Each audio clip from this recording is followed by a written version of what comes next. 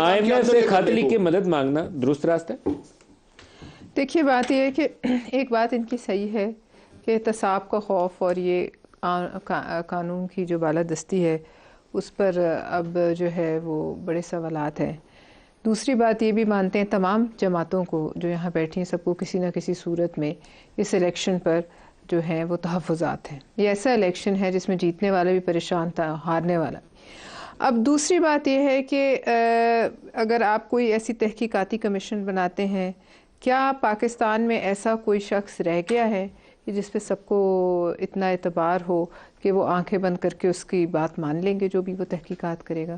کیا ایسی تحقیقات جو ہیں اتنے بڑے پیمانے پر جس طرح سے باتیں سامنے آ رہی ہیں وہ کتنے عرصے میں ہوں گی؟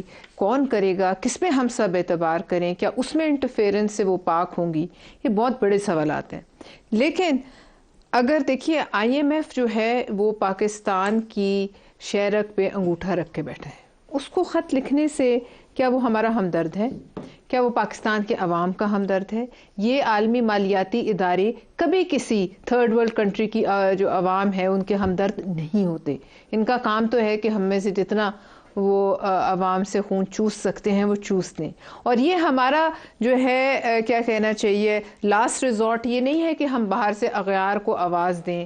میرا اپنا ایک رائے ہے کہ ہم انہیں آواز دیں. کل کو ہم تو پھر ایک اور آواز بھی آ سکتی ہے کہ کوئی یونائٹڈ نیشنز کی فوجوں کو آواز دے سکتا ہے کہ آ جائیے یہاں شورش ہے، آ جائیے اس صوبے میں شورش ہے.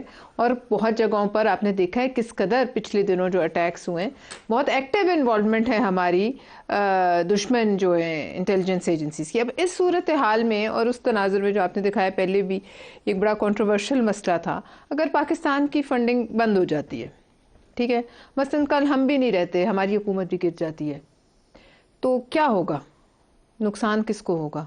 میری ذات کو ایز اے پاکستانی ہوگا، لیکن ٹارگیٹڈ تو نہ میاں نواز شریف کو ہوگا نہ ہمارے کسی لیڈر. پاکستان کا نقصان ہوگا. پاکستان کا اور اس پہ پھر وہ نہیں. آگے آنے والا جو منظر نامہ ہے نا کہ کس قسم کی اپوزیشن. دیکھیے کچھ باتوں پر ہمیں ملک سے تو کوئی لڑائی ہماری نہیں ہے، ہماری آپس میں لڑائی ہو سکتی ہے. تو آنے والا منظر نامہ یہی ہے